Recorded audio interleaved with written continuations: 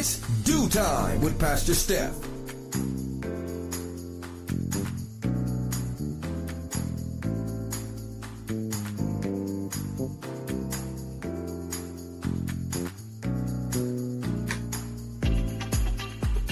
Good morning, good morning, good morning. Rise and shine. You're on with this Dew Time with Pastor Steph. How are you this morning? That's what I like to hear. That's what I like to hear. For this is the day the Lord has made. Let us rejoice and be glad in it. So, where were you yesterday? Yesterday was a wild Wednesday, and we started our morning off with our girlfriend Vivian and her socially conscious segment, and we talked about Con Ed, y'all. Yep, she told us that Con Ed customers, whether you're getting electric or electric and gas, yep, that bill is going up double digits. Yes. You know, who knows what they doing in the background all this time, but they claim that whatever they doing, they need to increase the rates. And although our Governor Hochul is trying to, stop the process or even make them prove why they need to increase the rates, that it may just happen anyway. So get ready, and get ready. Well, not only get ready for that, but Trump just signed in an order saying that no transgender women should be involved in all girls sports. Now, we kind of touched on this one other time on his Dew Time with Pastor Steph. We were talking about all of his new things he was putting into place.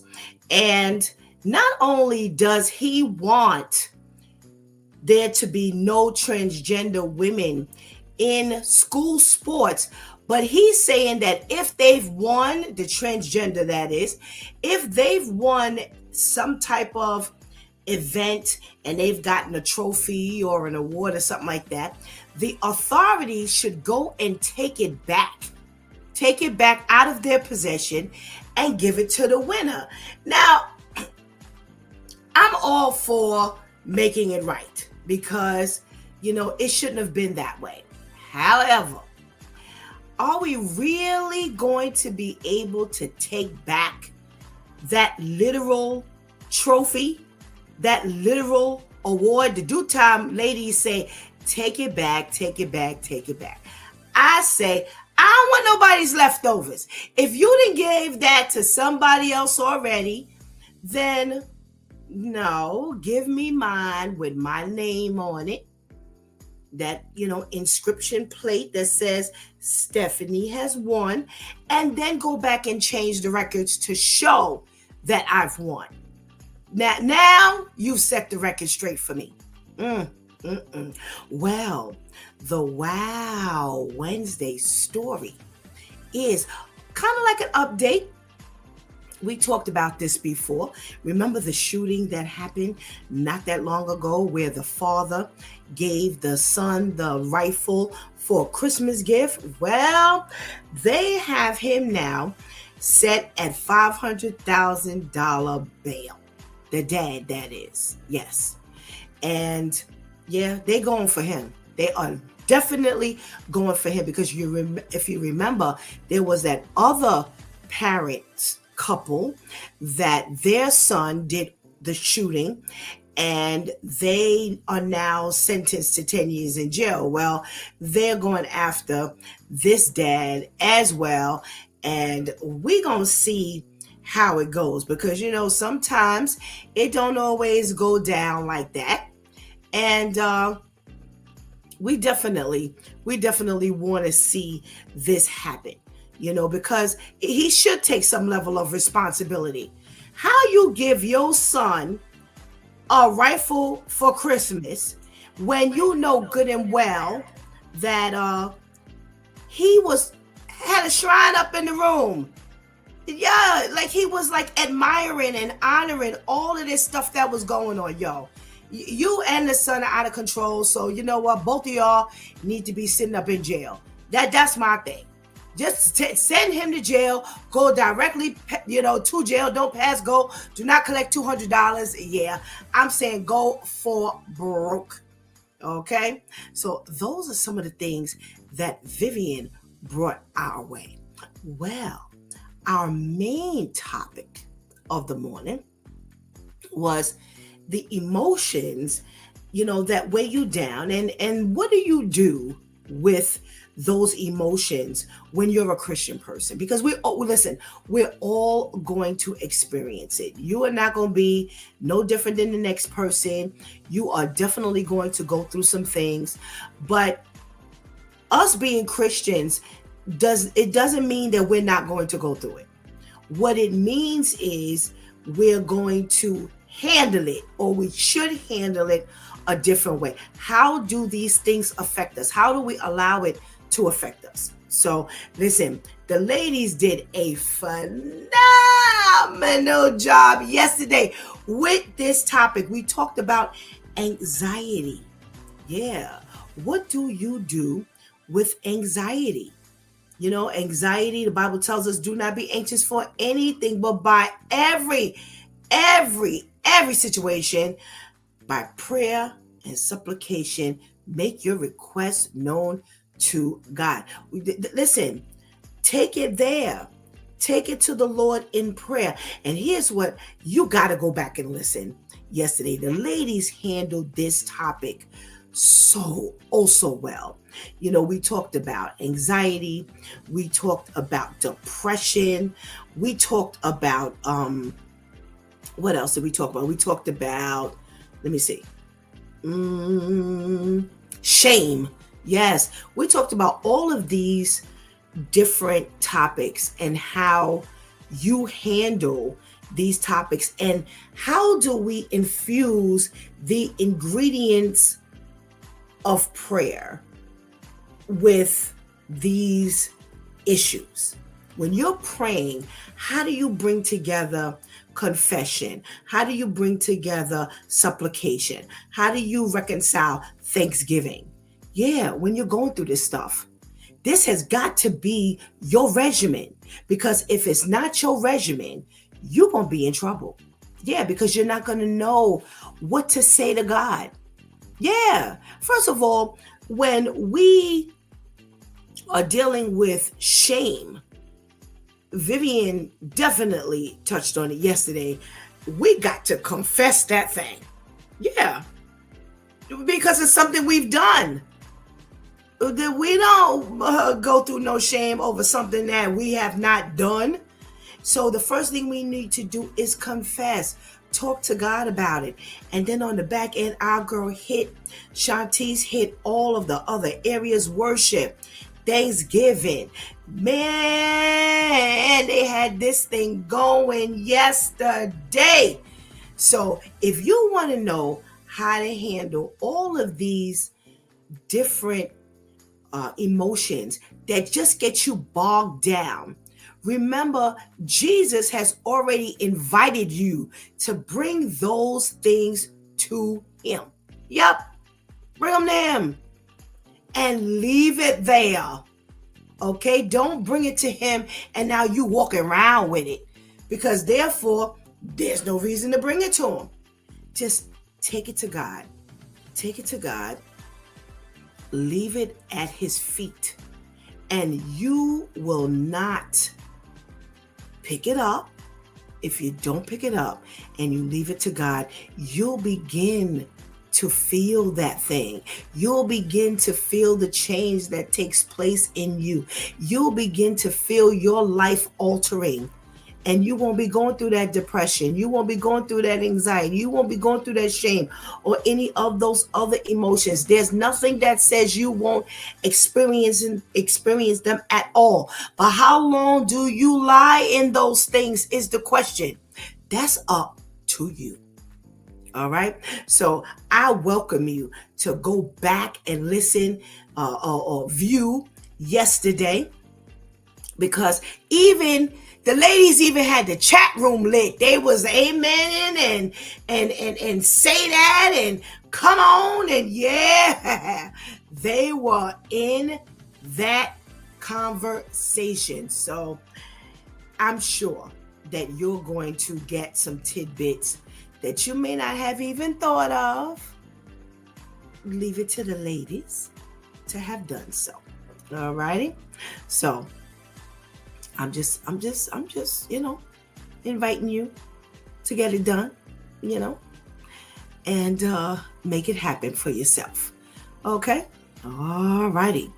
Well, today is Therapeutic Thursday, the day we talk about our health in any shape, form, or fashion. Yep. And whether that's our physical health, whether that's our emotional health, whether that's our mental health, financial health, spiritual health. Yeah, we get it done here on this Due Time with Pastor Steph. And you will not be disappointed because the Due Time crew knows how to get it done. All right. So I'm inviting you to go get that healthy breakfast. Go tell somebody that it's Due Time with Pastor Steph is on. And whatever you do, don't go anywhere because we will be right back.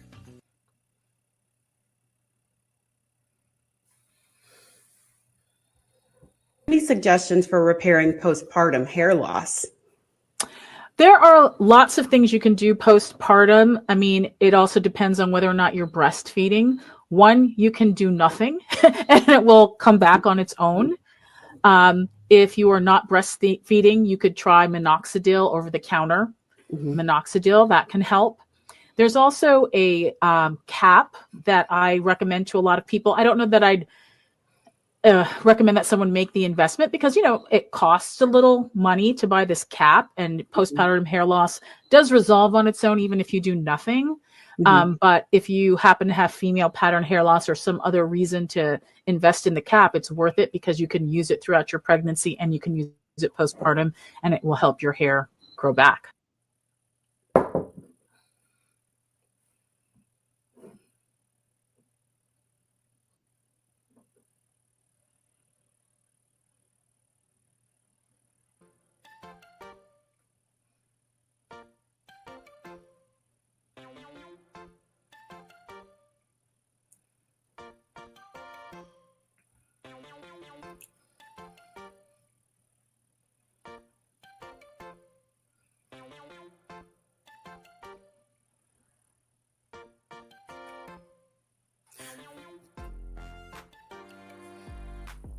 Good morning, and good morning again.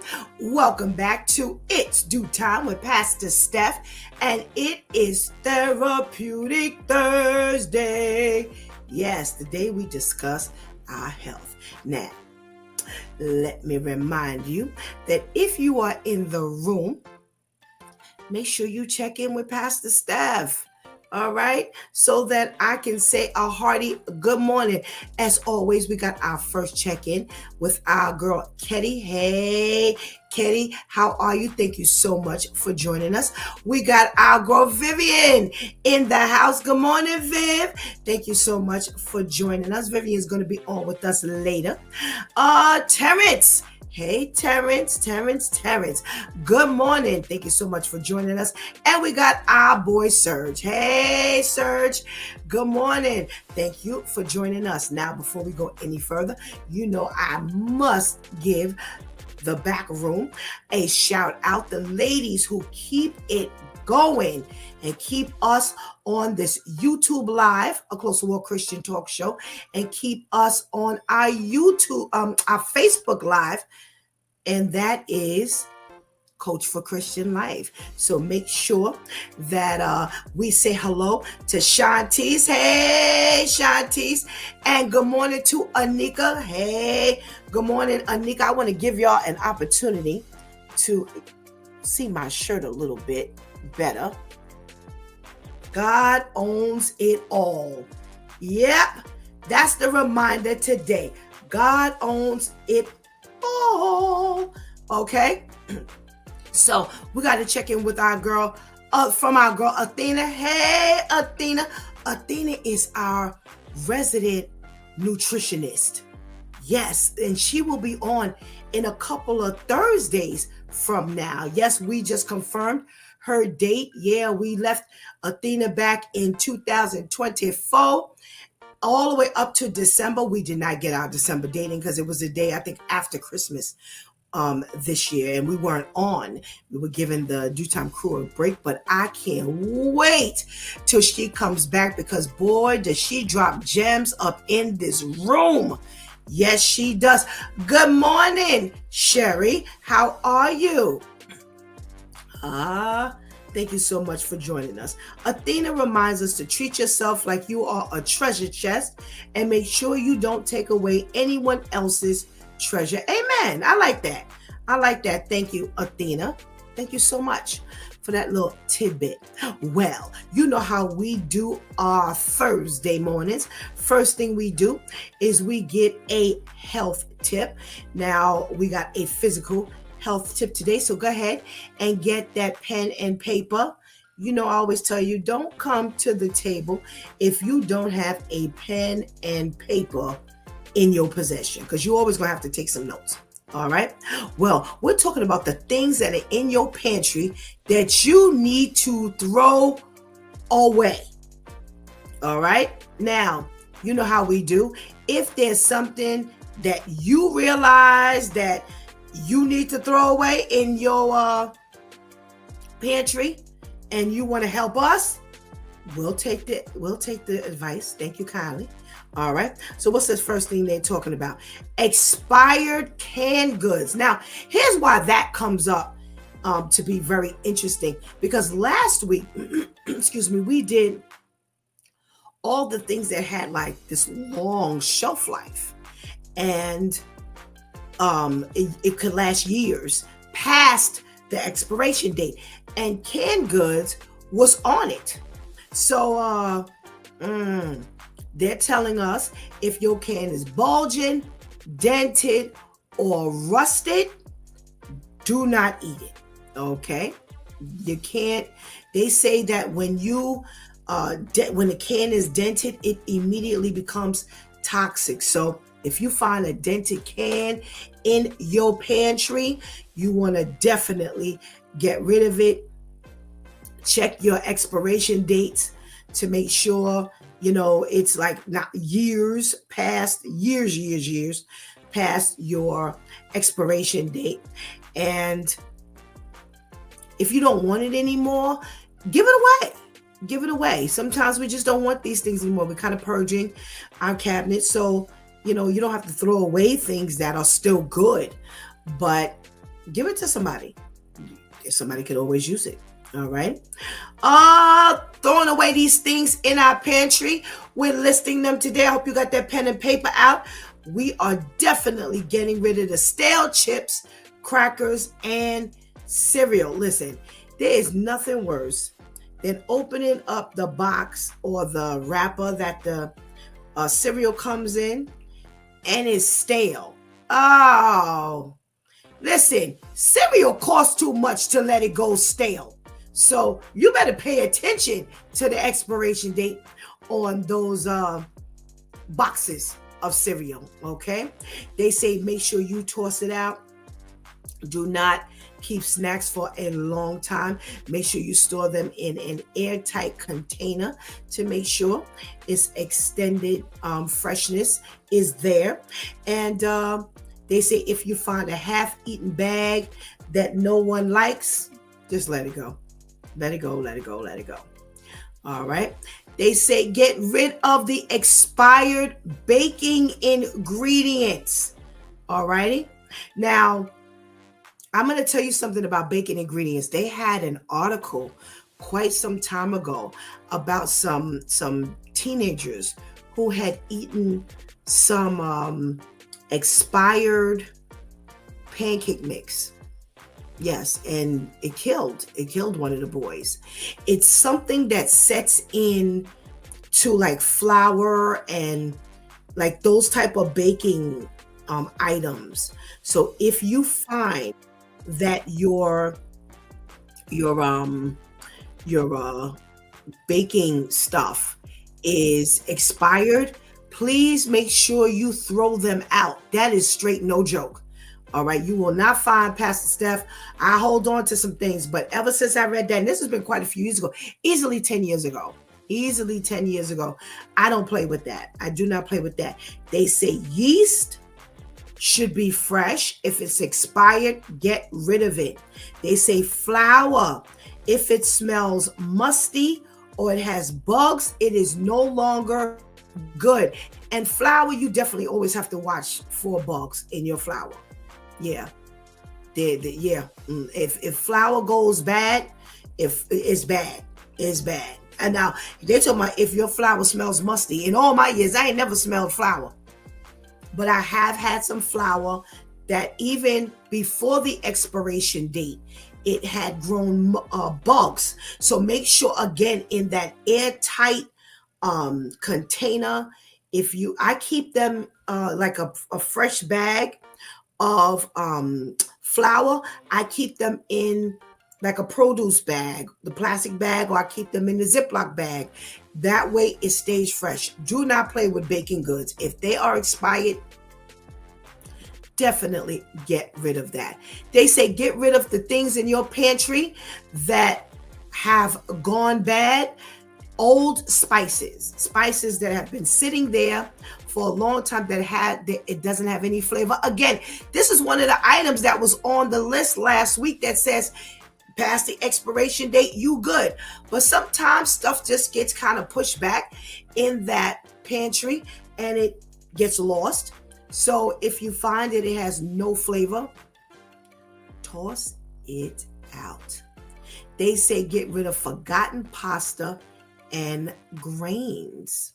They say that they found some bugs crawling in the pasta. Now, I ain't never found no bugs in no pasta. Now, rice, yes, I found bugs, those black bugs in rice. Once them black bugs, get rid of that stuff. Get rid of it. And I say a lot of this stuff comes from you just not storing it properly. Yeah, it has nothing even do with you, because see, stuff like pasta, stuff like rice, that stuff lasts a long time, has a long shelf life. So if you find bugs and things like that, that's because you didn't keep it properly and bugs have gotten into it. So make sure you get rid of it. They say quinoa. If you got quinoa in your pantry, get rid of it. If it's, past that expiration date and you have not finished it. Okay. They say if your syrup smells off or has mold or somehow or another, your syrup is smelly. What? How are these people keeping stuff? I've never had syrup and honey. Again, syrup, maple, but original, pure maple syrup. That has a long shelf life, not that other stuff. And honey, again, was another item that was on that list for a long shelf life. Keep your stuff properly. You won't have to throw your things out. But they say if your honey or if your syrup starts getting smelly, or grows mold, throw it in the garbage. Okay. They say expired condiments and salad dressings. Get rid of that. There's that mayonnaise. There's that ketchup. There's that mustard. Our stuff never, ever even lasts that long. Yeah. Who has expired ketchup and mustard? No. Even mayonnaise does not last. And I can't even eat it. Yeah. So if you find that your stuff is moldy or smelly, or you got, green stuff floating on it, and it's your condiments, get rid of it. They say condiments last a long time. They have a long, expiration date on it. But again, it's about storage. It's definitely about storage. They say if you have expired protein bars and or snack packs, get rid of them. Those granola bars and things like that. Yeah. They was like, if that is not good, get rid of it. Old coffee and tea. Now they say ground coffee loses its flavor after 3 to 5 months. They say whole beans will last you longer. They say tea bags can last a year or two, and after that they lose their potency. So if it's bland or it's weak, then get that out your pantry. All right. They say anything you bought for a one-time recipe. Wow. Well, sometimes you'll get that. Sometimes you'll get like a stir-fry sauce or something like that. And remember now, you're not going to really eat it again anytime soon. They say, make sure you keep on top of those expiration dates. So it goes bye-bye. Yes. All right. So those are the things that if they're in your pantry and it's moldy, smelly, got some green stuff on it, get rid of it. Now, Pastor Steph likes to, I have a hard time getting rid of some things, but not if it's going to risk your life or your health. I ain't going that far. I'm not going that far. Okay? Alrighty. So nobody put anything in the chat room. So I guess y'all were just listening today. Y'all didn't have anything in your pantries that you found that was bad. So, okay, that's a good thing. Alrighty. So let's talk about our news. I got some stuff today to talk about. Well, I got some sad stuff to talk about today. And I generally, I don't talk about, any longer.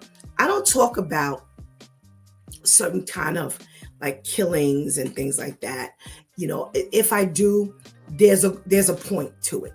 I don't just talk about it. Just to say, well, so-and-so shot so-and-so over here. And no, there's a point to my conversation. And I want to talk about this pregnant teen that was fatally run over by her sister's boyfriend, this guy that the younger sister was dealing with. So you have this 16-year-old pregnant young lady who's in California, and she has a younger sister who's 15. Now the younger sister shows up. This guy she was dating or whatever, she was in the car with him, and they pulled up, and the entire family, they go to the car and they address him because he's 19. So he has no business, needless to say, seeing the 15-year-old girl. Well, he commences to pulling off. Yeah. And he runs over the 16-year-old pregnant sister, and she dies. Yeah. And they were able to save the baby. The baby is in critical condition, but they're expecting the baby to make a recovery.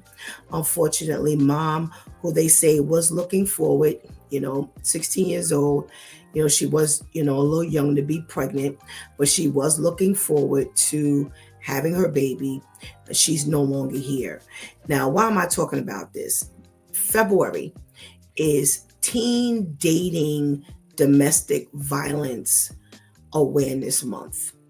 Yes. And yesterday, if anybody knows Pastor Steph, my baby is domestic violence and abuse. I've been there.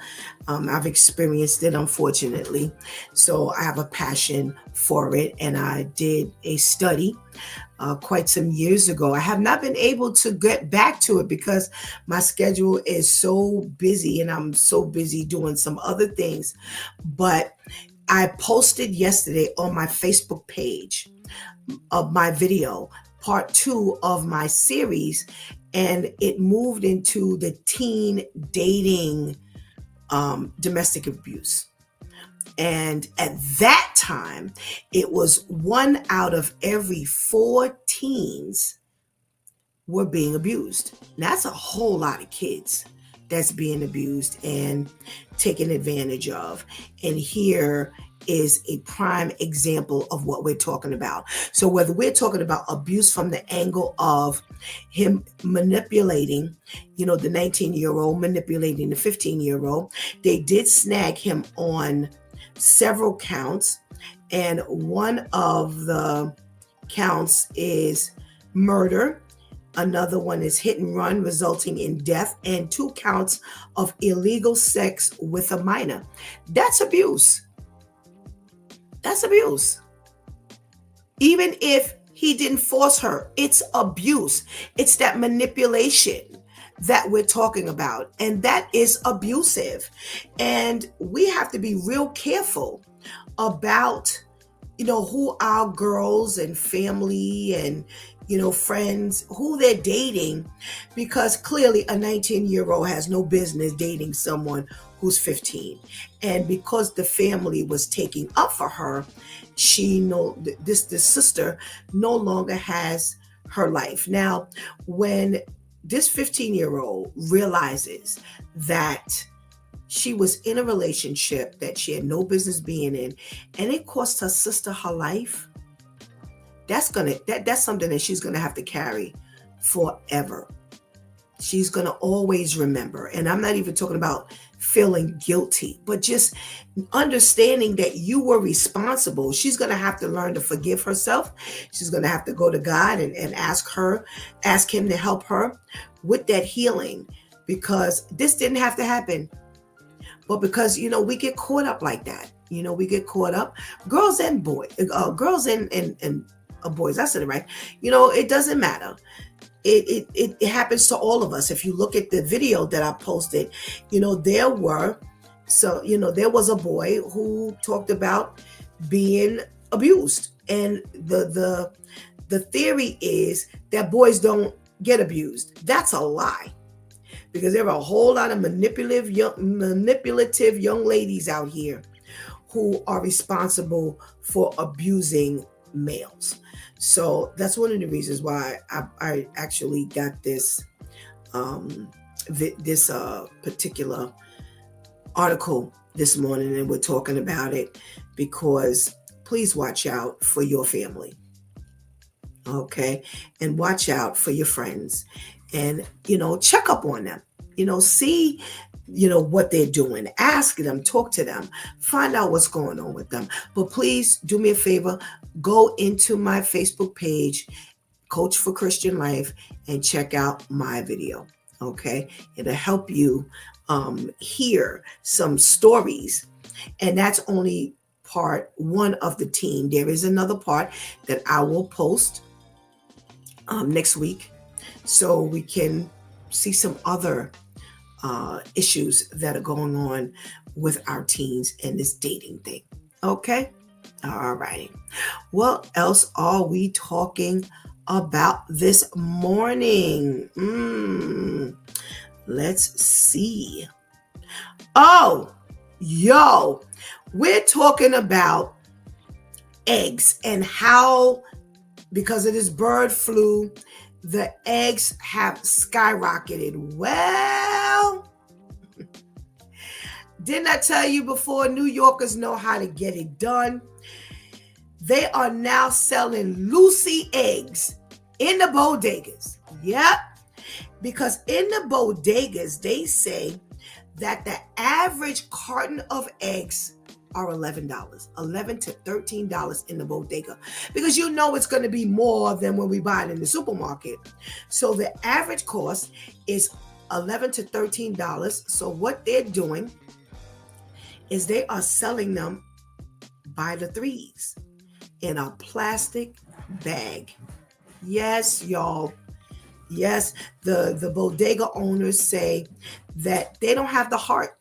They don't have the heart to charge people that kind of money for eggs.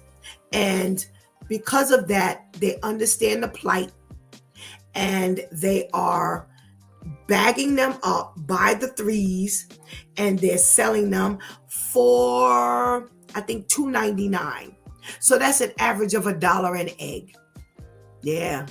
Well, guess what? In the carton, that's what you're charging. Yeah. So now they're selling them like that. And, you know, a couple of people they caught in the store purchasing them. And they're, you know, the owners are saying, listen, we understand it's like cigarettes. You know, you're not supposed to break the package to sell loose cigarettes. You also see that on some of the other packaging, like it's not for resale, you know, individually. So you're not supposed to buy, you know, this packet of so-and-so individually. You're supposed to buy the whole box. And they're like, listen, they're willing to kind of break the law to help their customers. And some of the customers were saying that they can't afford it. There was one man in the store who was saying he normally, when he serves his family eggs, his family of 4 eggs, he normally gives them 2 eggs each. And he said he can't do that anymore. So he was in the store buying 3 eggs for 4 people. The economy is crazy. And the owners as well as the customers are saying that they can't afford it. So, this is what they doing. This is what they're doing. What else are we talking about? All right. The school up in Monroe County lit up. Why? Because they found out that they had distributed a book called The Rainbow Parade. Now, in this book, in the elementary school, they had given the children this LGBTQIA plus book. They had dispersed the book to the children. They say that the book talked about relationships regarding, you know, homosexual relationships. They say that not only that, but they had naked people from behind, showing naked people from behind. In the book, they said they had a couple, a gay couple, who was holding hands but were dressed in leather bondage and domination outfits. Yeah. Now, they didn't show the pictures in the article, but they said that this is what was in the book. They had a town hall meeting, like a city hall town hall meeting, and the people, the school administration was there. The parents and the people in the town were in an uproar. And when they couldn't handle it anymore, they got up and they walked out. The people who were responsible for distributing the books.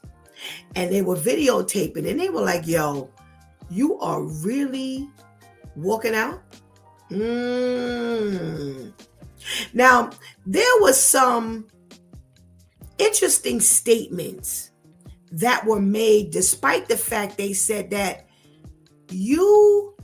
there wasn't really a long conversation. That's why they were so angry that the people got up and walked out, because they were challenging them. The parents were challenging them, and they were asking, what makes you think that children grades 1 through 5, that it's appropriate for you to show that to our children.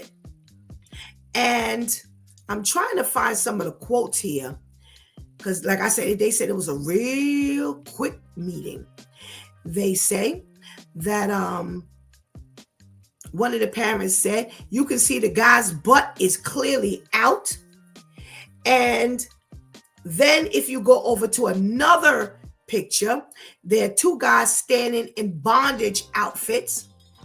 And one of the people who was holding the meeting, the board meeting, they were like, listen, this is our meeting. And it's like, you're kind of here because this is what we're allowing you to be here, you know. And they never really gave much of an explanation.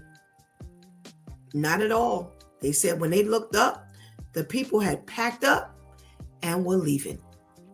And they could not believe that the people were just leaving. Well, they were having this meeting. The people in the town kind of stormed the meeting. So they were not too happy with that. And they walked out. So not much was accomplished at this meeting. Now, here's a follow-up to that story. And unfortunately, y'all ended up walking into what Trump wants. Now, here's the deal.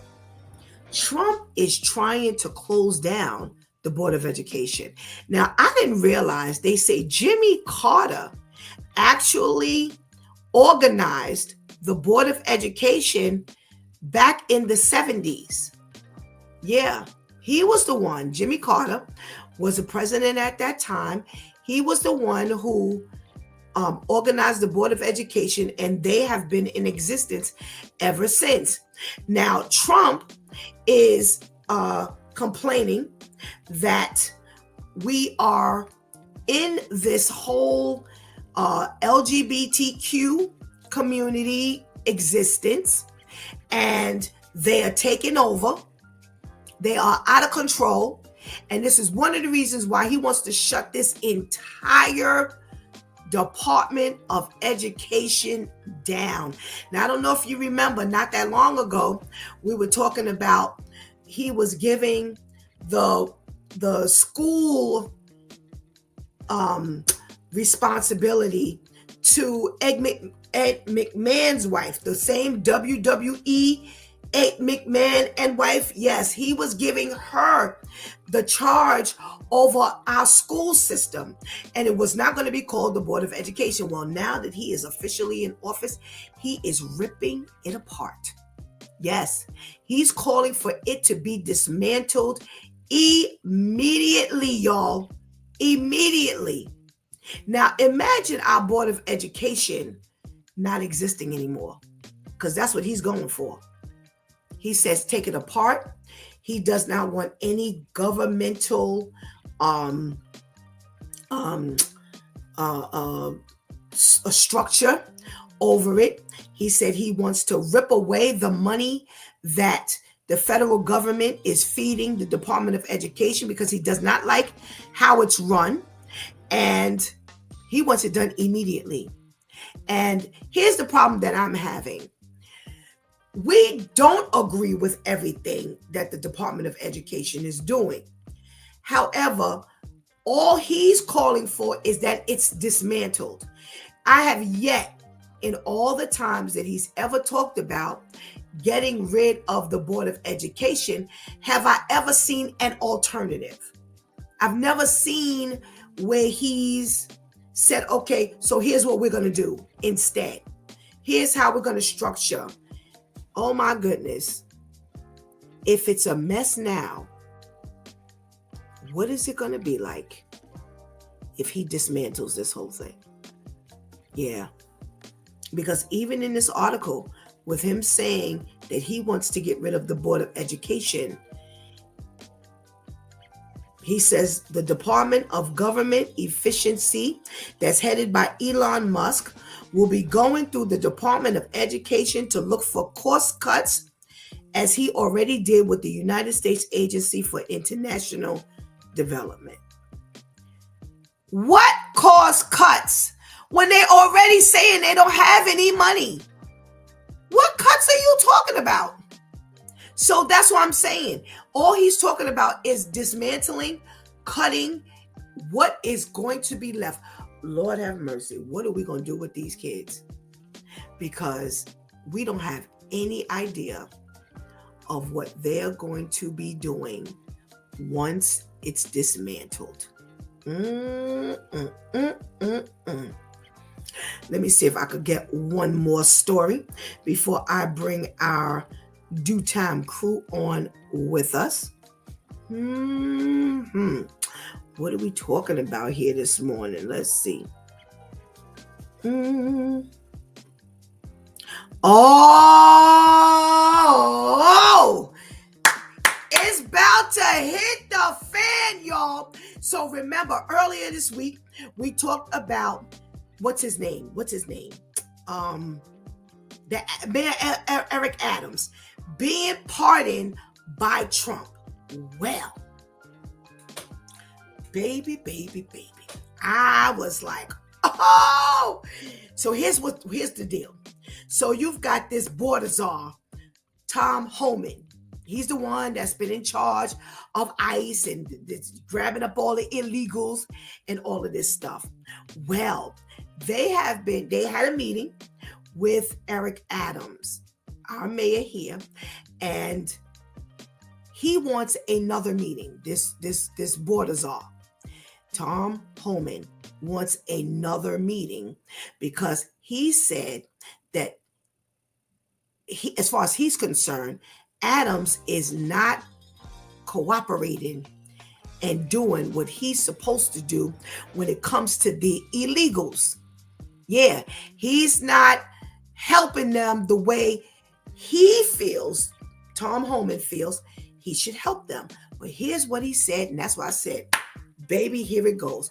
He said, well, now that he's been pardoned, he agreed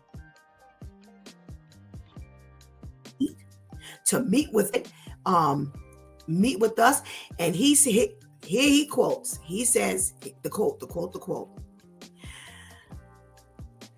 The mayor has emergency order power. He's going to have to beg and be a good boy for Trump. There you go. We knew you was going to have to kiss some butt, and baby, before it ain't been 5 minutes since he pardoned you, and already he is saying you will have to kiss his butt. That's all that is. I'm sorry. He's going to have to beg and be a good boy for Trump. What does that say? Are we not already puppets for the puppet master? And you went and got in bed with Trump. Now, he's on the opposite side saying, via his spokesperson, that, he wants to work with Trump's new administration, not war with them. Yeah, he's going to be working with him. And this work includes meeting with the border czar to discuss going after the violent offenders who are wreaking havoc on our streets. And what they're contending is, listen, you have not helped us locate your illegals. That's what the article says. That Tom Homan is angry because he feels that Adams has info as to where these illegals are, and we want to meet with him at Gracie Mansion so he could tell us where to go find the illegals, and he's not speaking up fast enough. Baby, I want to read this again. The mayor has emergency order power, and he's going to have to beg and be a good boy for Trump. Where is my Due Time crew? Is Tamika in the room? Oh, I see her. Yes. Good morning, Tamika.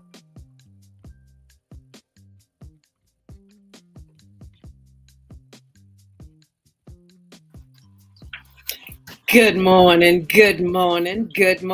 How are you today? I am well today, girl. How are you? I'm feeling a little blue, but I'm okay. All right. Sorry to hear that you're feeling a little blue.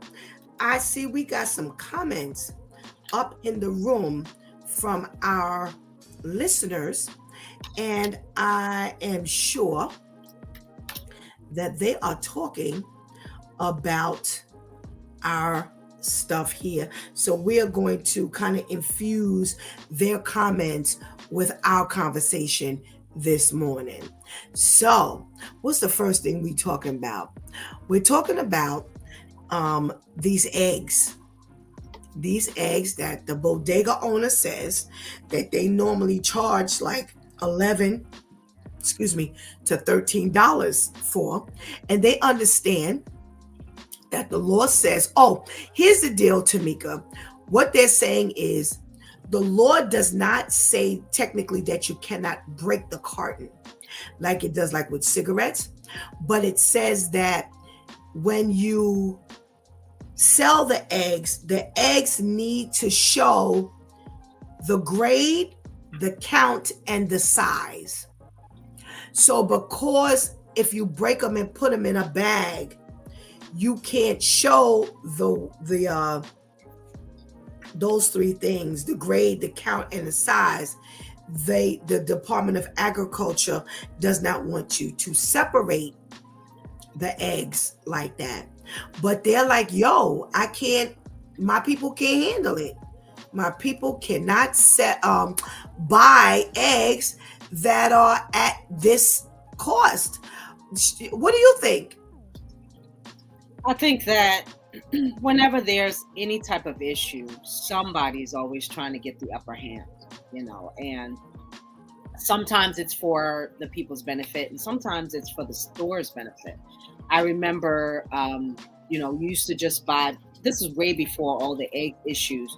You used to buy a carton and then they started making half a cartons, for people who don't have a large household. A whole carton of eggs might not be a benefit for you. So they started doing that. Now you can get, go up there and say, how about them eggs? Let me have, but I think that's trauma, there's always somebody trying to get over, when you have a snow issue, the price of salt goes up, and I just think it's horrible that people are being, having to choose, and when you think about, especially if you're a person that cooks at home, and not eat out as much, you're trying your best to save, and now, even with that, you're still being charged more. I think that's a horrible thing for anybody to have to deal with, to try to decide, okay, do I want eggs or do I want to buy pancake mix as opposed to making the eggs from home?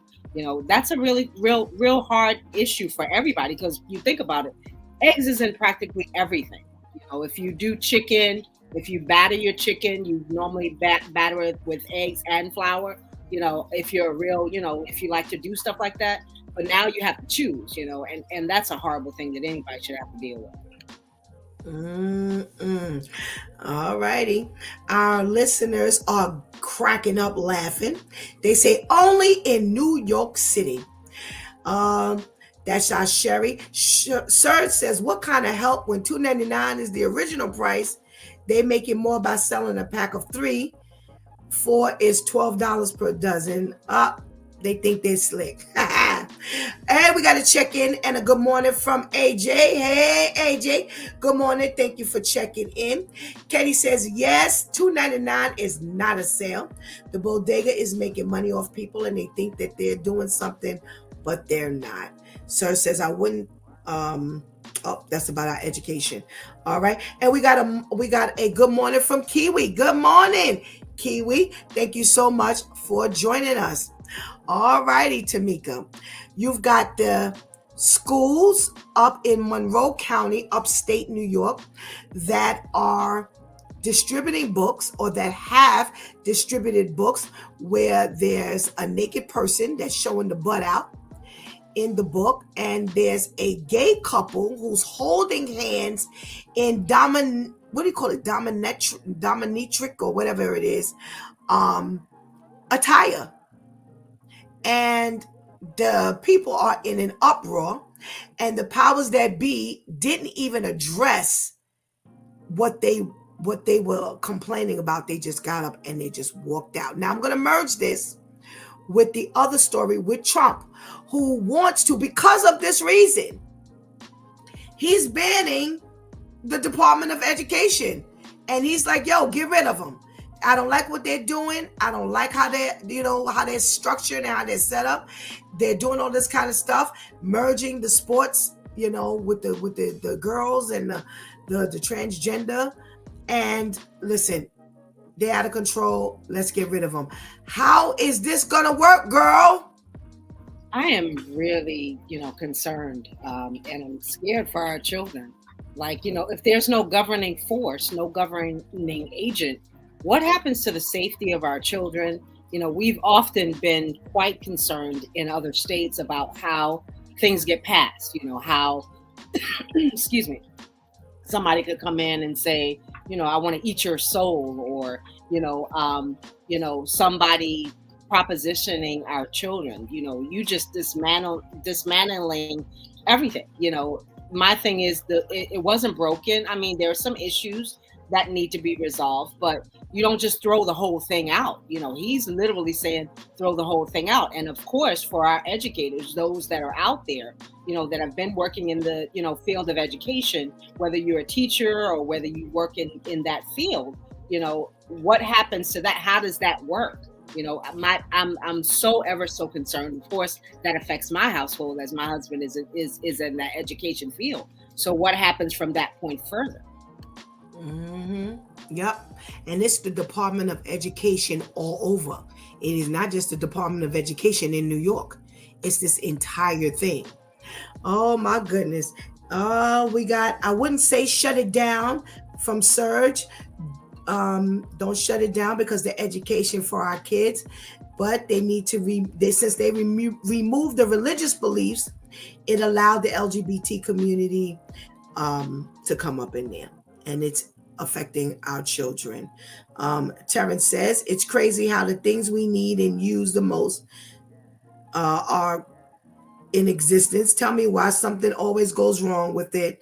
I wonder why the government knows what they're doing. Oh my goodness. Thank you for joining us this morning. We got a full house. Let's say good morning to our Shantice. Good morning, Shantice.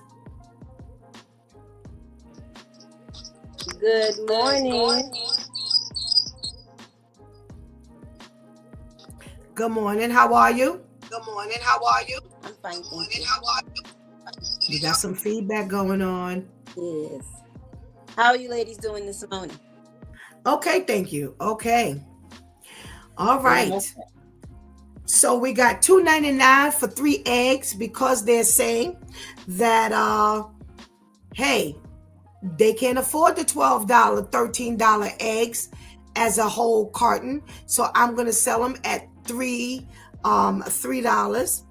to help my customers. And some of the customers are saying, despite the fact that some people in this chat room feels that, hey, the bodegas are getting over, there are some people who are actually buying the 3 eggs. There's a man that says, listen, I need to buy 3 eggs to feed 4 people.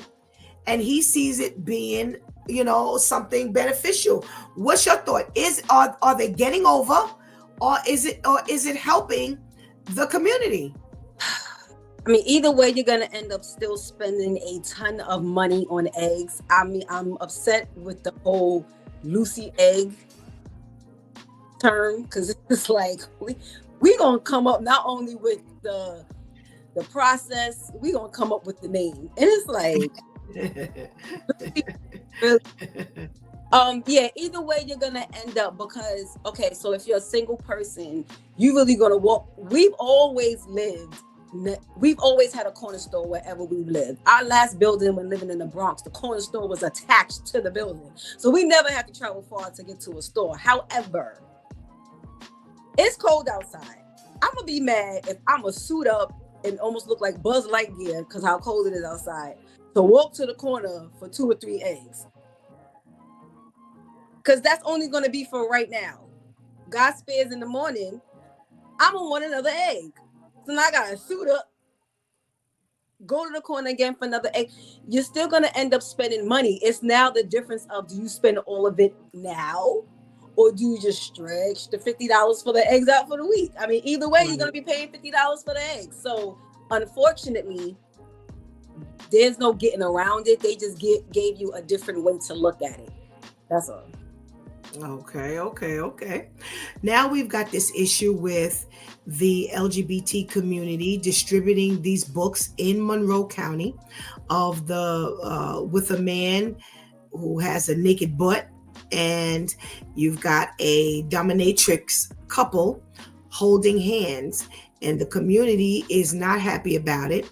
And this is one of the reasons why Trump wants to dismantle the Board of Education. How do we infuse the two, or do we?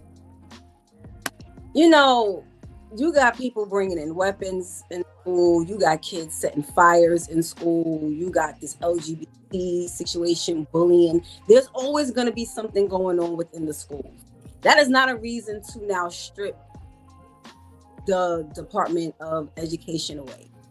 Deal with it.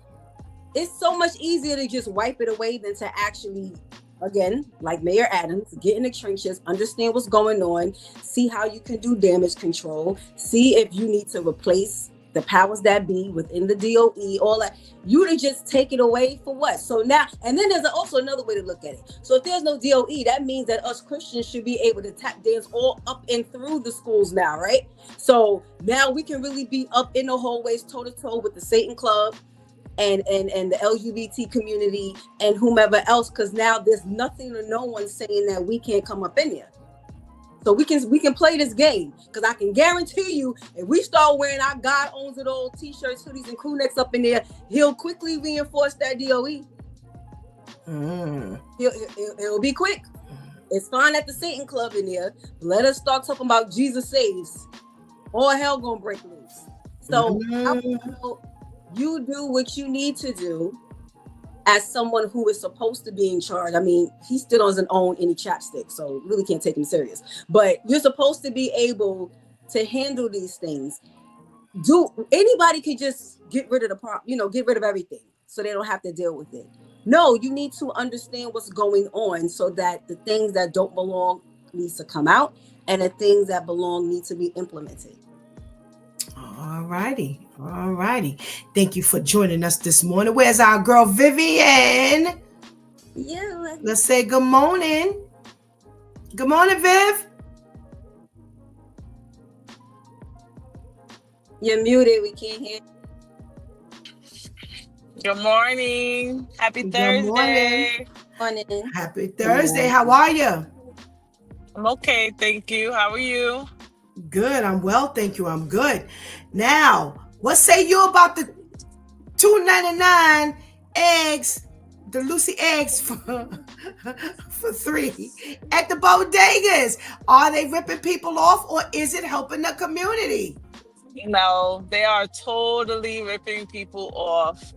There has to be something you can put back. Put the Chips Ahoy back, put the Capri Suns back, put the donuts back, so you could be able to afford a full carton of eggs, because buying loosely is not going to save you $1. That's only a temporary solution for a bigger problem. That's not smart. That is not helping you. That is so dumb. Listen, New Yorkers feel like, boy, man, they getting a deal. They going for it, girl. They are going for it. That's the public school system has failed us, because how you don't realize that $4 for 3 eggs is not a deal. What? Okay. Crazy. All right. What say you about this whole LGBTQ book that's being distributed, or that's been distributed in the schools upstate? And now, this is being tied into Trump wanting to shut the whole Department of Education down. Again, people are blind if they think that that's going to help.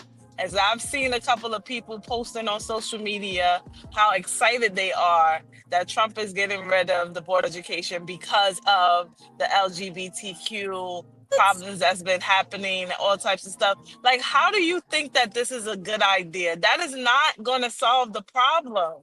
That is only going to make things worse, because when things go wrong, parents and teachers and, the community has the Board of Education to go to complain to try to fix things. Now, if there's no one there to fix it, you're leaving everything to the powers that be in the school. So now you have the principals and all of these other people that's going to be able to go power tripping and do what they want to do with nobody holding them accountable. That is not a solution.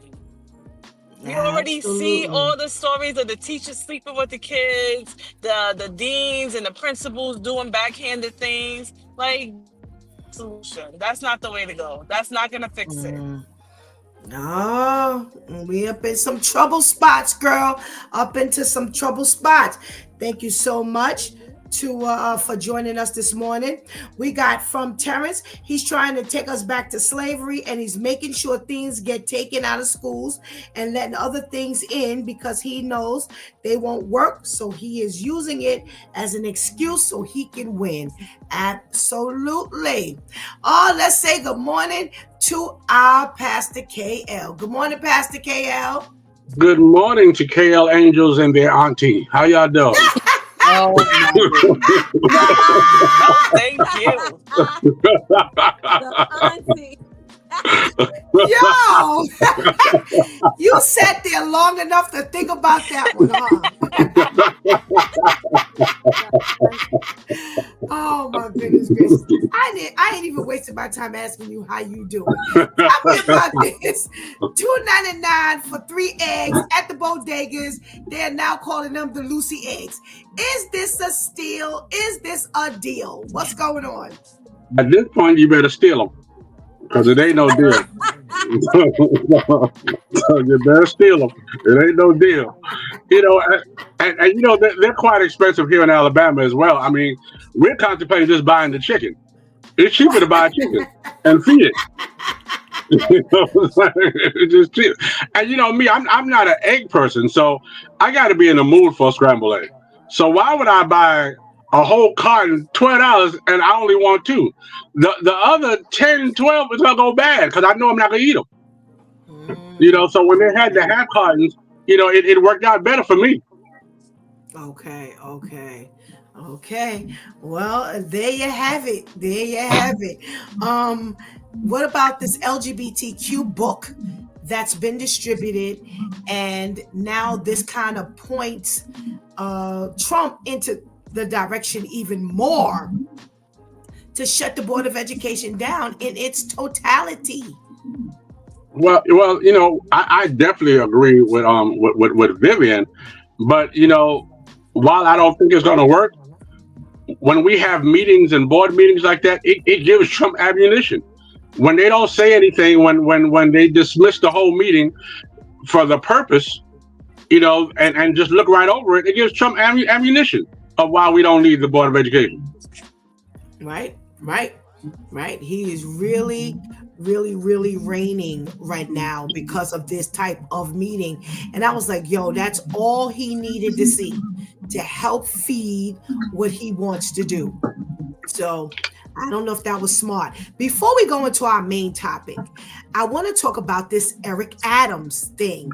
And I said that he was going to eat that, and some of you said the same thing, and now they've got him right where they want him with this manipulation. Now Trump has pardoned him, and now the border czar Tom Homan is mad because he's saying, hey, I need to know where these illegals are, where these gang members are. You hiding them, you're not speaking up quick enough.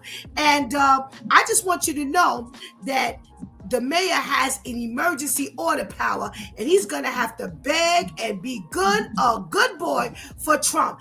Tamika, is he going to have to be a butt kisser now?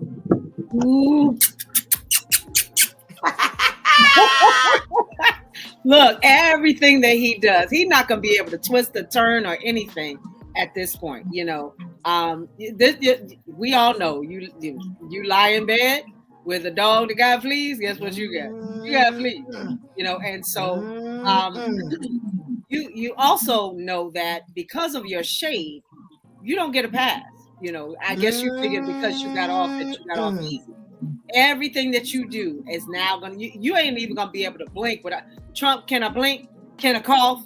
Is it okay if I clear my throat? You are literally in boiling water. There's nothing that you're going to be able to do without asking him first. Yes, ma'am. I agree. Shantice, is he going to have to kiss some butt now? Absolutely. Absolutely. I agree with Lady Tamika. You're not going to be able to do anything. Listen, you already messed yourself up because you don't know how to take the train. So you have no escape, though. You're going to have to, you're stuck. You're stuck. You're stuck with whatever he tells you to do because you didn't even learn how to have a backbone as a mayor while you've been here. You stand for nothing.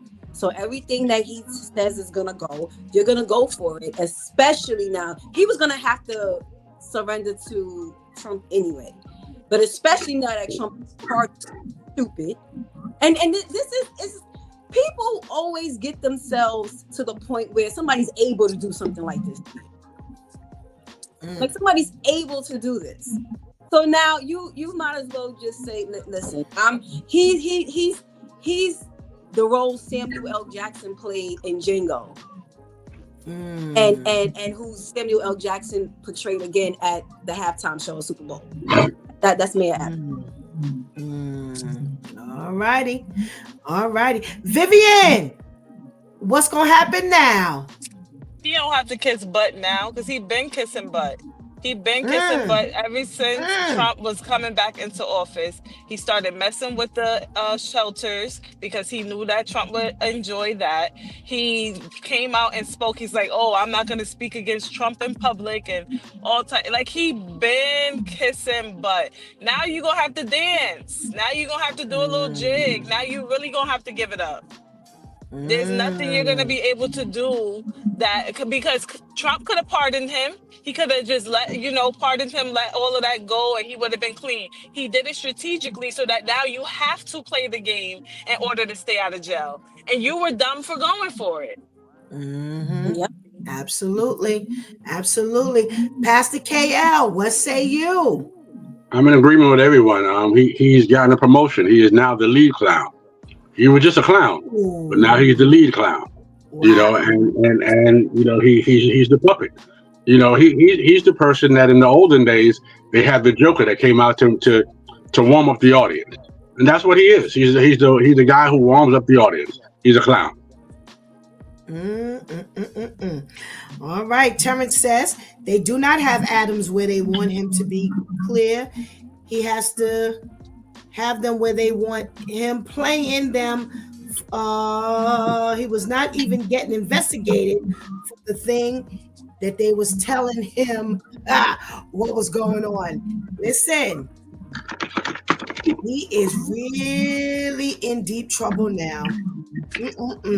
Trevor says he was going before he became the mayor, stealing money from old people. Oh, yo, they calling you out, Adams. Stealing money from the old people? This is my first time hearing that one. Mine too. Oh, boy. All right, listen. Thank you so much for indulging me on our news. I found a video last night. Now, let me say this to you now. Let me say this to you now. This here is something else, but more than anything, they have bleeped out the cuss words. They cussing, but they didn't bleep out the cuss words, at least most of them. But listen, I could not play this. And I'm saying it just like that. We have to discuss this one. All right, Shantice, let it go.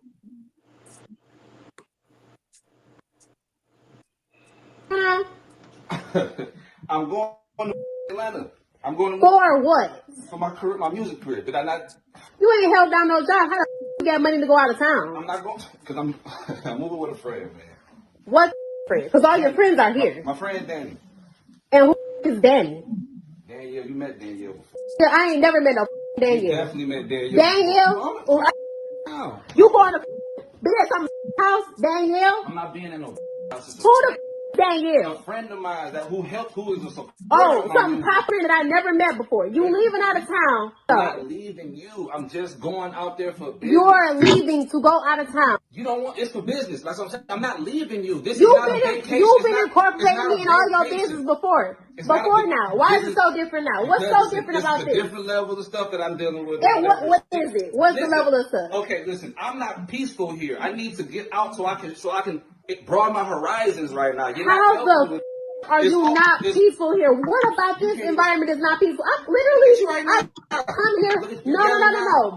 Don't do that. We're not gonna do that. We're not gonna do that. Have you listened to the last I'm not listening to but what you're saying right now because the coming out your mouth. That's the problem. If you listen, you understand. I'm stressed out. I can't even do with that music because I'm stressed out right now. How are you? I just really am trying to understand what are you stressed out about? This is new. You ain't never said nothing about you being stressed out. You haven't talked to me. I come home from work.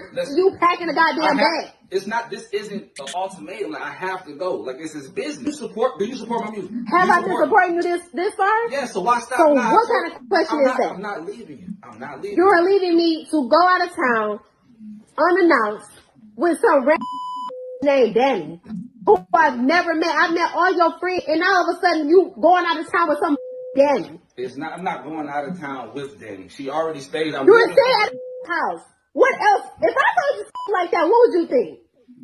I support you. You. It's not like that. That's what I'm saying. You're thinking I'm leaving you. I'm going out there strictly for business. We can still talk. We can still do all of this stuff. I just need to move. I need to get out of this space.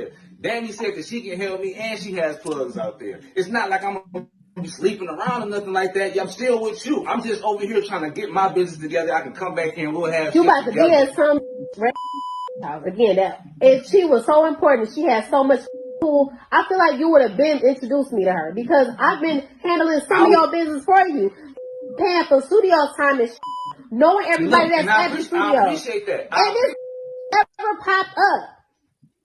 Listen. So I just want to let you know if you leave, you gone. You're not about to come back here on no dumb shit with me. I'm sorry that you feel that way. I'll talk to you later about it. We won't talk it off.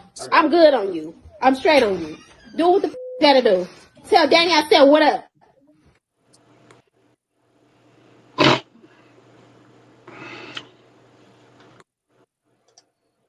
As they say, Lord, Lord, Lord, Lord, Lord. What in the world is going on? Okay, so let me just sum it up for maybe those of you who did not catch it or who came in the middle of this. So this woman, they are living together. She comes home to find her man, or what she thinks is her man, packing up to go away to Atlanta for his rap music career. And she asks him, where are you going and who are you going there with? He says, I'm going with my friend Danny. She says, Danny who? He says, Danielle. And Danielle is supposed to be somebody who's got plugs and who's got a hookup. He's going to stay with her because he feels like he needs to get away from this environment. He can't focus on his music where he is. He's got to go and move away to get this. He's not leaving her. He's not leaving her, but he's going away so that he can get a peace of mind because she has not been supporting his music career, despite the fact that she's paying for studio time. That sums it up. Vivian, you got first dibs on this one, girl. That was just way too much talking for me. It was just too much. And then you recorded it. To me, it don't even make him look bad. It makes you look bad because you've been putting up with it for way too long already from the sounds of it. And you allowed it to get to this point. And now you on social media thinking you're doing something by calling him out. But you're really just making yourself look stupid. That I would have let him go. There wouldn't have been no words. I would have just opened up the door and let him go. Did you listen to my last song? I wouldn't have even dealt with it that long. I'm sorry. It's just too much going on for me. I wouldn't have dealt with it. I would have let them go. There wouldn't have been nothing to talk about. Nothing. All right. I'm even scared to ask this question. Shantice. Vivian says it's way too much talking.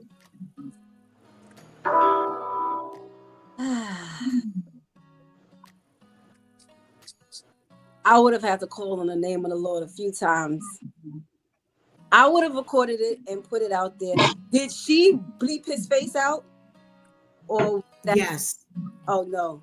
I don't. She looks like she bleeped the face out. I don't know technically. I'm not recording this and then editing. What's going on here? No. Listen. I'm showing everything because I'm gonna also show the video of when you try to come back because you're gonna come back. Because you probably had to have Danny send you the money to go out there. So when you call me from the Atlanta airport asking, can I get you back? I'm going to have that voice recording. Then whoever you can get to get your ticket back here, I'm going to have the recording of when you show back up at my doorstep as well. I'm posting everything. Because this is what happens when you're still a 40-year-old aspiring rapper. Give it up, bro. The mixtape ain't going nowhere. Studio time ain't cheap. I have to pay. I'm trying to figure out where would have been when I had to pay for studio time. So I'm not paying for your studio. So I've been paying for studio times, but yeah, you ain't been able to do anything here. Now I don't know where that location is, because I'm like, if y'all in New York and you leave in New York to go to Atlanta, you really stupid, because New York and Atlanta are the two hot spots for music, and New York still reigns. I don't know how you going from here to go to the backwoods, but needless to say, yeah, no. Because I'm like, okay, so when you come back, that will be posted as well, and just understand. And you think you slick? You say Danny first, and then now it's Danielle. Yeah, no, I'm recording. I'm posting everything because when it's time for your what was it, MTV behind the scenes, when it's time for the unsung for TV1, I'm gonna be able to give them all the footage they need. Every bit of footage they need to do their piece on you is gonna be able to come from me. Yep, because I'm gonna make my money back and then some from the studio time that went nowhere. No, absolutely not. All right, we got some comments, needless to say. Terrence says, point blank, he's cheating and don't want to leave her because he's using her. Anika says, just tell the truth. You out, and Danny got him sprung. Definitely a user. Man, Pastor KL, the only man in the room. What say you? He has passed the baton. And you got to understand that. You know, you have taken him as far as you could with this race. It's time for me to go a little further. Because just like as Shanti said, as a musician, there's no way I'm leaving New York to go to Atlanta. Because New York is the spot for musicians. You know, Atlanta is number 2. So there's no way I'm going to do that unless I have a motivating factor. And the motivating factor is good old Danny.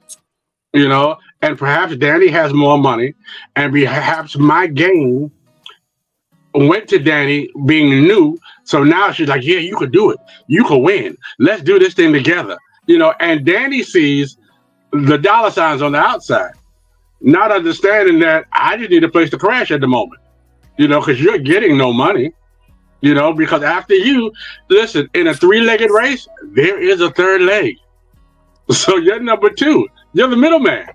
I'm going to find somebody else. If this is my game, this is my game. You know, and it will run its course, and I will keep moving. Sorry for the first one. And then he didn't try to hide it. There's no way in the world I would have had that excuse that I'm going to stay with a woman. So he pretty much told you, listen, you done. Because he had to keep on trying to convince you, I'm not leaving you. I'm not leaving you. There'll be no reason to say I'm not leaving you if I'm not leaving you. You know, so he moved on. And that's the bottom line.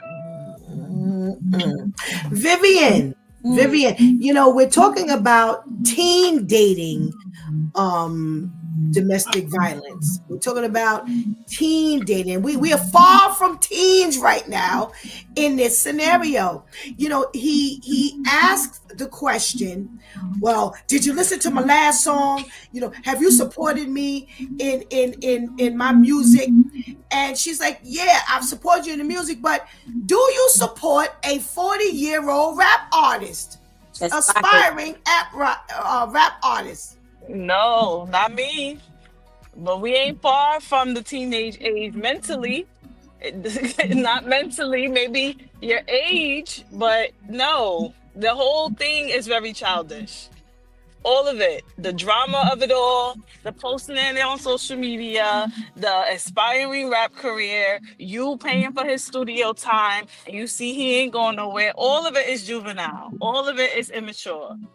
So I guess if you're still a teenager and mentally, you would do that. But me personally, I'm not going that far. Once I met you and you was an aspiring rap artist, there ain't nothing else to talk about. Honestly, we too grown for this. That's probably the first question he asked on the first date. You're right, right. Oh, you want to listen to my mixtape? No. Don't nobody want to listen to Kung Fu fighting. Don't nobody want to listen to that. No. So Vivian, what would you support? What would you support? What is a reasonable career aspiration that you would support at 40? Actual job. If you're in school and you want to become a teacher, or you're in a trade school, you want to do air conditioning or something like that. Nothing where you're aspiring to be famous. You want to be an actor, you want to be a rapper, none of that. No, you want to be a famous photographer for the celebrities. I'm not supporting anything that is you trying to become famous. And especially if that means that I got to come out of pocket because you ain't got it to support yourself. So I got to pay for it. Nah, we're not doing that. Why not support? Why not financially support? Certain things at a certain age is just too late. If you ain't make it as a rapper when you were a teenager, if ain't nobody paying you no mind from then to now, give it up. And if you have this aspiring career and you can't afford to support yourself financially, then it ain't happening, bro. It ain't happening. It's just like the weed heads that want to smoke but ain't got money for the weed. No, if you can't afford it, let it go. Maybe pick it up another time when you got the funds to support yourself. But if you can't support yourself, let it go. All righty. All right, listen, before you go, Vivian, we got I agree with her. Okay, let's go back a little bit. And then she blocked his face because other women is going to want him, and she wants him to want her back or fall on his face, not his feet. That's Terrence's comment. We've got Sirs that says, I agree with her. If she had the plug, you would have told her ahead of time when one day you got up and now you're going to Atlanta. Shaking my head. Terrence says, Pastor, you are right. And she also knew he was cheating in the first place. Sir says he better become a ghostwriter. Terrence says, V, I love you, but don't say no, because all it takes is one time, and you don't want to crush his dreams because you love him, and how we know he don't have a job as well. You don't know me very well, T.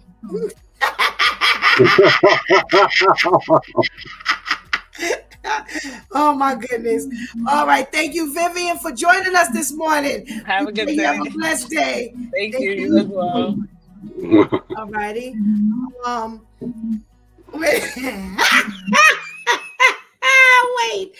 Anika says, trifling to think you can float between two women regardless of your career. All right, so There's someone who wants to come on screen to comment.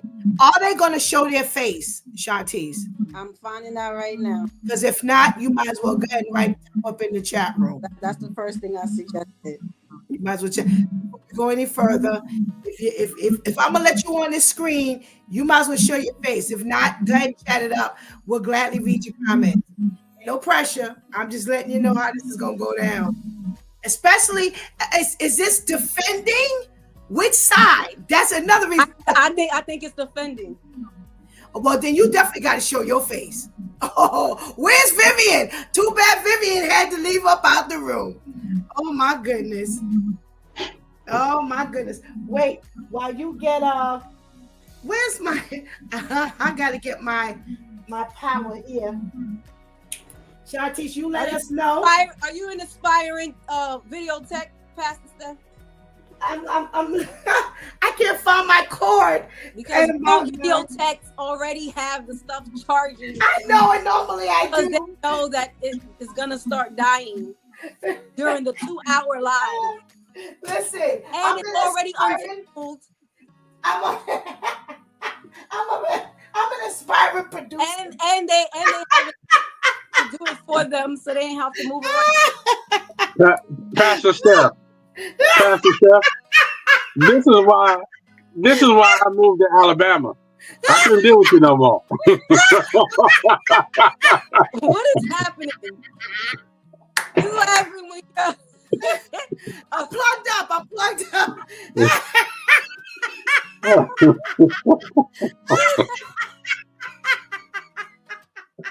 Oh my goodness gracious. All right. Pastor Steph is old. I don't like the I used to be. Wait, we have the guest doing. Well, the one. Okay, wait. Is this Tamika? She's the aspiring rapper? No. No.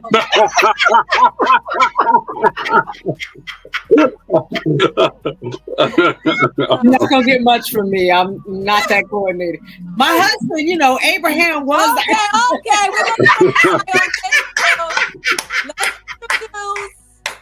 Oh no! Wait. I'm free. Oh wait. Okay, wait. Wait, who is this? Hi, I'm free. Hello. Good morning. How are you? Good morning. How y'all doing? Morning. Okay, Good morning. How are you? No, I was just listening to what the young lady was saying about an artist and not supporting her and as a childish and all of that. I just believe as an artist, no matter how old, you're never too old to dream. You understand what I'm saying? And can y'all hear me? Yes. Yes. You're never too old to dream. I'm 47 years old. And I just got offered a deal. I just got put a deal on the table with, through Atlantic Records. And currently, I'm working with Rel Carter. Currently I'm working with Rel Carter, which is Jay-Z's nephew, and I get distributed through Rock Nation as of right now. But the only reason why I'm where I am is because I dream big. You know what I mean? And I believe if a woman loves a man, no matter what he does, she should support him. You know what I mean? I'm not saying go spend your money. He should be man enough to pull his own weight. You know what I mean? But as far as support is not always just financial. Sometimes just giving a person a good push or a clap or a pat on the back can go a long way. You know what I'm saying? Like, when it didn't look like I was going to make it anywhere, and I'm still in motion with everything. But I remember I told this girl I used to date, she broke up with me and everything, and then I called her like maybe a month later and told her that, Def Jam signed me, they gave me $250,000 signing bonus. Let's go look for a house. She was talking to a guy and she was pregnant for that guy. This was a year after we broke up. She was ready to leave him just because of what I told her. And I just think it's sad. And I just think that us as Black people, we should uplift each other more than to look at each other and ridicule each other for the things that we love to do. If a man is 100 years old and he loves hip hop, man, God bless him. And he wants to do that, God bless him. You know what I mean? There's no age limit on how far you could dream. You know what I mean? Okay. So wait, so is this, so in context of what we're talking about, this young lady, did y'all ever, she stayed? Did y'all get together? No, I would never spin the block on someone who thinks like that, because that just lets me know she's like a gold digger to me, and that's somebody who's not going to look after your best interests at heart. You know what I mean? She was ready to leave the guy she already left me for just because she thought I was there now. Right. So the next big come up. She didn't believe in me from the beginning. Right. You know what I mean? And you never know. You know what I'm saying? You never know what guy, and you guys, your guys are pastors and ministers. You know, my grandfather. I grew up in the church. My grandfather was a pastor. You know what I mean? So you never know what God has in store for you. So, you know, you treat people accordingly. You know what I'm saying? As they say in the church, decency, how they say, in decency and in order. Yeah. So that's how you treat people.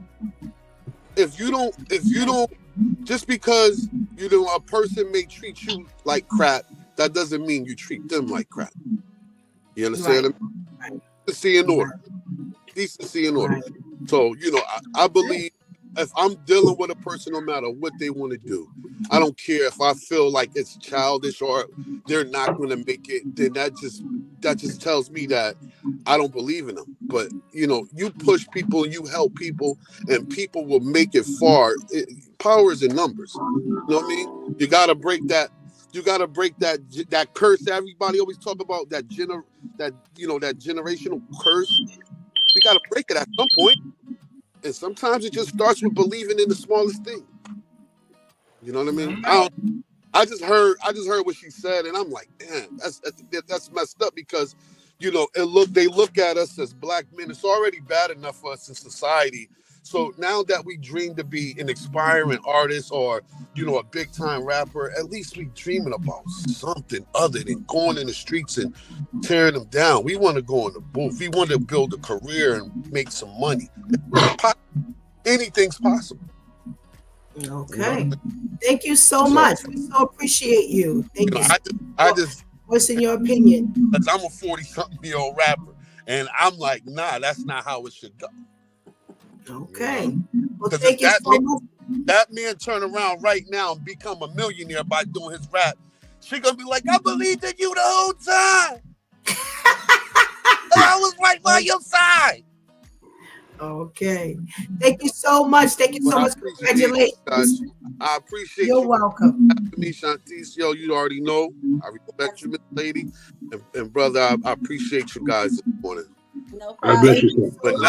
Thank you for your support. Big. All righty. Thank you so much for your support. Thank you so much for your contribution in today's conversation. We pray you have a blessed day. Thank you so much. God bless you. Thank you.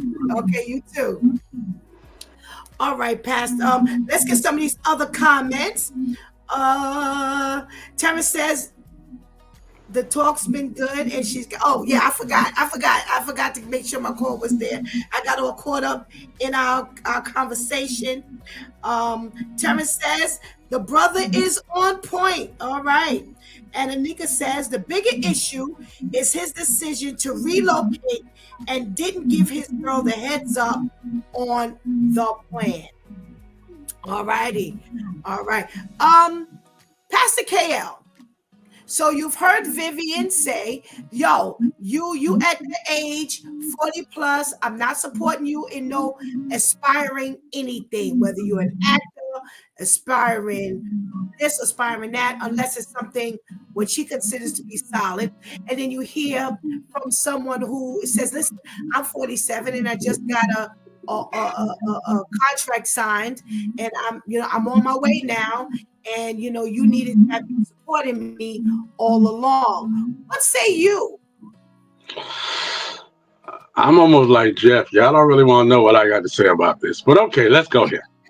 I'm close to 60, and I sing well. I sing in 4 different languages. I've sang for a lot of prominent people that you all know. One thing I know, no matter how well I dream, my biggest dream is to eat every day. That's my first dream. I want to eat. My dream is I want to pay my bills. I know that I can't survive on simply a dream. So I don't mind supporting someone who still has a job. If all you want to do is get in the booth, and I got to support you eating, I got to support you buying your clothes or having a roof over your head, then this is not our dream. Because my dream is to eat, is to survive. You know, and I heard him say that you could be 100 years old and be a rapper. I don't know what Moses is gonna be rapping about right now. After a while, you have to put that staff down and think about eating. You know what I mean? To me, and God bless him, I'm very, very happy for him. But that's not an everyday instance. You know what I mean? That's a once in a lifetime. Now, if you're that 1 in a million, then God bless you. But you can't be a 55, 60-year-old and just starting. Put me in the booth. I got something to say. What you got to say at 60? You don't even know what these young folks are going through right now. What you gonna talk about? When I was a slave in the room. What's your rap? What's the concept of your rap? I just don't think that it's reality. And again, God bless the young man. You know what I mean? That he's come up. But don't act like this is everybody 50 gonna get a deal. I'm sorry. There's people at 22 ain't gonna get no deal. There are singers who are great and just singing in church. They ain't gonna get no deal. I don't care. I'm sorry. It's just not reality to me. Okay. Vivian is here. Let's grab her real quick so she can respond to the comment. What you got, Viv? Yeah, I was gonna say pretty much what Pastor KL said. We're not talking about the people who have a job and who have a dream and they're able to support their own dream. We're talking about the people who's making this dream their everything to the point to where they don't have a job and can't keep a job. I'm speaking from personal experience. I used to date somebody who was an aspiring producer, and that man could not keep a job. So I'm not supporting that. Now, if you have a job and you're able to support your dream, that's cool. You're able to pay for your studio time. You're able to buy whatever equipment you need to buy. You're able to take care of yourself. That's cool.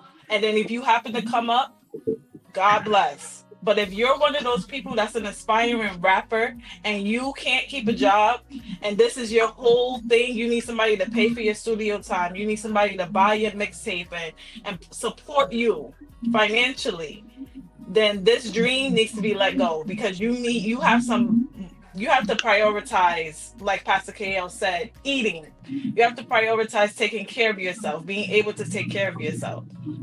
And from the looks of that video, it didn't sound like he was one of those people who had a dream of being a rapper and was able to support himself and his girl. It sounded like he was one of those people that has a dream to be a rapper and ain't got no money, ain't got no job, and now you cheating on top of that. That's the type of people we're talking about. So no, and if the ex that I used to date he's still an aspiring producer. If he came back and told me he made it, I will applaud you and move on with my life. I don't care. You could come back. That don't mean I'm stopping my life. Oh, I always supported you. No, congratulations to you. I wish you the best. See you later. Okay. Thank you so much for coming back, taking that quick moment to come back so you could give us your response. Shantice, what say you? This was a lot. I agree with everything that's been said as well. Again, me being an aspiring singer still, again, I picked it up again after turning 30, but I had a job. And that's what I was about to say to Humphrey. Like, okay, you're saying that, but it looked like you on your route, bro. You're working. We're not talking about someone who's working. That's just like the stripper who works to pay her way through college. She's not looking for no handout. she's doing whatever she feel like she needs to do to make her money so that she can get her education on. So if you able to do that on your own, then cool. But you ain't got no money, but you need to go stay up with somebody else, whether the Danny was a male or a female. If he had it like that, he would have been able to say, you know what? I got this good out. First of all, you don't even have the opportunity. You're relying on Danny for somewhere to stay and for her hookup. So if Danny decided, you know what? I don't want to talk to anyone on his behalf, and I don't want him sleeping on my couch or in my bed. You just out of luck. You don't even have your own connects out there. So you're going out there with nothing. And I know someone who did that. She didn't do it for music, but she picked up, got rid of her apartment, sold her car, did all of that, went to be with some guy in Louisiana from New York. He left her at the airport. Oh my goodness. Right in the airport, and had to call one of our other friends to get her a flight back. Our friend said, you on your own, because I'm studying for my finals. She had to call one of the guys we grew up with in order for her to fly back home, but then had to call our friend back so that she could pay for her luggage to get back. Now, as Humphrey said, this is what happens when you don't consult God on what you should be doing. And again, I know a lot of men who have picked up and left from New York because they didn't want to be here anymore, or keep it down south, or whatever it is. And now they want and need to come back, and they stuck because they can't even afford to come back. Now you went down there to work. Afford to get back here. We got to be smarter. No, I'm not supporting that either. And I think the relationship would have been over once you looked over at me and said, all right, so studio time is $80 an hour. You got that?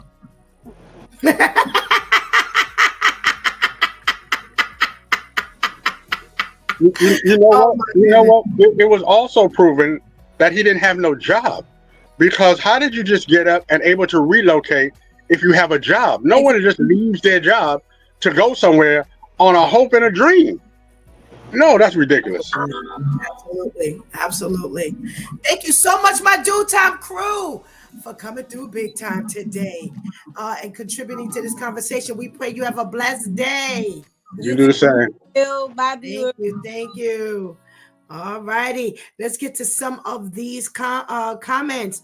Ketty says, I believed in my husband for 18 years. How much longer should I have had to believe in his nonsense? Terrence says, yes. And Natasha is right as well. The issue is, I bet that's the only thing he kept from her. Like she said in the video, that's why she's really mad. Sean says, hey, everybody. Thanks for joining us and stopping by, Sean. Ketty says, I an aspiring cheater. And Humphrey says, I definitely pay my way. And that's what he said. Humphrey said in his comment. He says, listen, if you're trying to hold it down and you paying your own studio time, you need to be able to pay your own way. And I think that's the overall thing here. So that's something he did say. You know, you shouldn't be looking over to nobody, you know, to be paying your way. That ain't gonna work. So I didn't weigh in.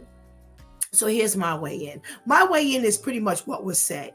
You know, you have an aspiring anything. You know, I kind of pushed to find out some more information from Vivian to get some clarity as to, you know, what wouldn't she support, blah, blah, blah, blah, blah.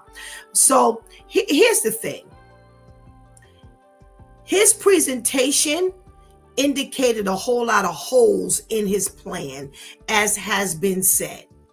You know, it's fine to be an aspiring anything. And personally, I do not agree that I'm not going to support a 40-year-old aspiring anything. And anybody that knows Pastor Steph knows one thing about me. The first question I got is, what's the plan? Don't talk to me if ain't no plan. The other thing I'm going to secondly ask you, but not in necessarily this order, is what did God say? Because see, once God speaks to you, you got the plan. And clearly with this particular, like Shanti said, and Vivian said, and Pastor KL said, there were a lot of holes. there was a lot of indication that he didn't have his ducks in a row. You had no job because, like Pastor KL said, you ain't gonna be able to just get up and leave your job. Number two, you were able to go, like Shanti said, you going to live off of Danny. You literally told this woman, I'm going to live with, I'm not leaving you, but I'm going to live with Danny, whether Danny was a male, female, or anything. Like Shanti said, I completely agree. Danny should have never been anybody. What you should have done was go down there. You had your money, everything, all your ducks in a row. You go down there. If you are aspiring to be anything, a rapper, a writer, an actor, it doesn't matter to me. Be ready with a plan. And if you go down there and you put all your stuff together, you got your apartment, you got money to pay for studio time, you got, your connections that you've made, then go do your thing. Go do your thing. And at that point, can nobody fault you for anything or talk to you about anything. This woman found you packing to go live with another woman for any reason. You didn't have it. You had nothing. You were taking nothing. You were going there to live with her, on her. You were going there to get her connects based on what she was, her plug. She got plugs. You are a grown man and you relying on somebody else to house you and to make get you their plugs. Who's feeding you? Who's, as has been said in this conversation, where's your support coming from? Because when you get down there, what you gonna do? Live off of Danny too? Because you sure couldn't call back to where you were staying to ask anybody, can I have? Do you have? That's not a plan. Now, after a while, I do feel that you need to change your route. If this has not worked and you're 50 years old, Humphrey Bogart's blessing came from hard work, came from commitment, and that's what was meant to happen for him. That is not the average. That is not what happens to a whole lot of people. It's just like the athletes. Everybody want to be a basketball star, but everybody is not going to make it to the NBA. There will be some that make it, and there will be some that don't make it. So you got to be prepared with a backup plan. And unfortunately, for these aspiring rappers, a lot of them don't have a backup plan. Like Shanti said, Humphrey looked like he was on his job, or at least on his way to a job. He said he pays his way. So you really can't, you ain't got nothing to say. But for those who all you do is get up in the morning at 40 to go into the booth, no, I'm sorry. That's a hard sell for any hardworking person, whether it's a man or whether it's a woman. You heard from Pastor KL, who has been out there. He's on a job every day. He's working every day. So listen, he understands that at a point, we may have to pass that dream up. And you're talking to someone who, right on this very broadcast, I've talked to you about, allowing God to reinvent you. Just because you are a senior and you've retired, don't mean you need to sit at home with nothing to do. Find something else that God can use you for. Find something else that God can, utilize in you. So after a while, we do have to take a hard look at what we've put our time and energy into. Has it paid off? And we really need to possibly move on at that point. This ain't everybody's story. So, I don't encourage anyone to say, okay, at 40, you need to just, stop. Don't. But my thing is, what is his plan on paper? What is he doing? I even tell my own girls, make sure that, it's okay to go after your dream, But listen, Pastor KL can tell you, Ainsley can tell you right here, Pastor Ed can tell you, Dwayne can tell you, everybody who's been right here. When we all met, we all were doing acting, music, producing, directing, writing. But yo, we had the 9 to 5. We did our 9 to 5 during the day. That paid the bills. And then afterwards, we all met up to get this aspiring fill in the blank together. So you're going to have to work smart. Work smart, be smart, do the right thing, but most importantly, consult God for anything. You shouldn't be aspiring to do anything if you have not consulted with God, because whether it's going to jump off for you or not, God knows the answer. So that's who you want to consult at all times. Make sure you're asking God, what is it that you want me to do? Do you want me to work on being a contractor? I'm an aspiring contractor. Is that what you want me to do, God? I'm an aspiring singer. I can sing well. Just because you can sing well does not mean that you need to be out there recording. So consult God for everything that you would like to do. That's Pastor Steph's advice. I'm talking about our sponsors.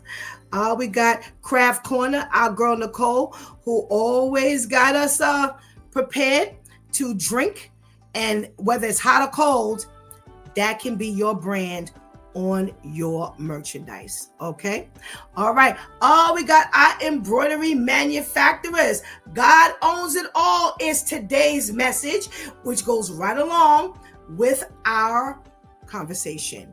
God owns it all. Don't aspire to be anything without consulting God, because he's got it. If you want your shirt can say anything. We do we do this every day with this shirt thing here. Okay, I tell you, every day I got my shirt. So make sure, if that's what you want, consult the embroidery manufacturer. It's personalized, and see what they can do for you. Okay. You've been watching It's Due Time with Pastor Steph. Join us Monday through Friday from 7 a.m. to 9 a.m. where we discuss matters of the heart, mind, and spirit. As you go through your day, be sure to set your mind on things that are above, not on things that are on the earth. They will only serve as a distraction. Remember, prayer changes things. It's Pastor Steph signing off, and I want to thank my Due Time crew for always coming through big time. Thank you for hanging out with us and helping us do what we do. Thanks for the wonderful conversation today, and thank you, Mr. Humphrey Bogart, for joining us to kind of give us some understanding as to what can possibly happen. Please do not miss this opportunity to give Christ your life right now. Please do not miss this opportunity to strengthen that relationship with the Lord right now, because later is not promised to any of us. Tonight, right here on this very channel, our YouTube channel, A Close Walk Christian Talk Show, My 2 Cents, Pastor Steph, Shantice, and that Brooklyn guy, Ainsley, Brother Ainsley, will be right here. We will be reviewing Conclave. We will be reviewing Emilia Perez. We will be reviewing The Substance in preparation for the Oscar next week, Oscars next month, March 2nd, to see if they're diverse enough. All right. So come on, join the conversation. We would love to have you. Before I go, I want to make sure I remind you that tomorrow, your girls, Shantice and V, will be on their grind, with all due respect, with Shantice and V at 8:30 on Friday the 14th. So make sure you hit that subscribe button right now if you have not already done so you can be notified each and every time a ministry pops up on this channel. Okay. Until then, God spares. If I don't see you tonight, until tomorrow, God spares, where we got Freestyle Friday. I love you.